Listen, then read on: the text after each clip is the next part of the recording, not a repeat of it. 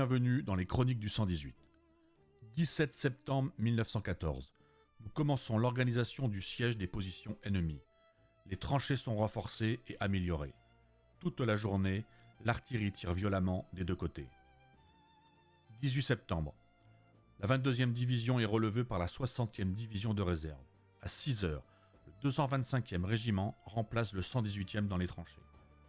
En exécution de l'ordre du général commandant la 22e division, la 44e brigade se rassemble à Suippes, puis se porte à travers les camps de Châlons dans les ouvrages blancs. De là, la brigade continue en direction de Reims par Montmelon-le-Grand, Setceau, les Petites Loges, Verzy et Verzenay.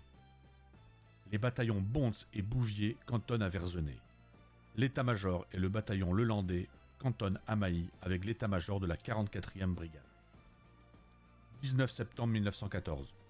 Sur ordre du général commandant la 22e division, le colonel doit faire occuper et organiser le secteur compris entre les hauteurs à l'est de Romont et la route de Verzenay à l'Espérance. Le terrain est réparti entre les bataillons Bouvier et Lelandais, placés en première ligne. Le bataillon Bouvier tient le secteur du chemin de l'Espérance jusqu'au mamelon du moulin de Verzenay inclus. Le bataillon Lelandais tient du mamelon du moulin exclu jusqu'à la hauteur à l'est de Romont. Les deux bataillons organisent leur position. Le bataillon Bonds est en deuxième ligne, à la disposition du général de division, sur la route de Mailly à Verzenay, en arrière du moulin. Un renfort de 700 hommes venant du dépôt est arrivé la veille, conduit par le capitaine Cloître, promu le 25 juin et revenu du dépôt. Ces hommes sont répartis dans les unités. Le capitaine Cloître prend le commandement de la 4e compagnie.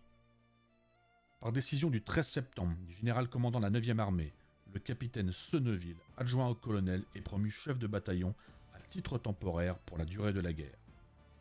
À 15h45, le 118e reçoit l'ordre de se réunir en entier à Mailly en vue de la reconstitution des unités de la division.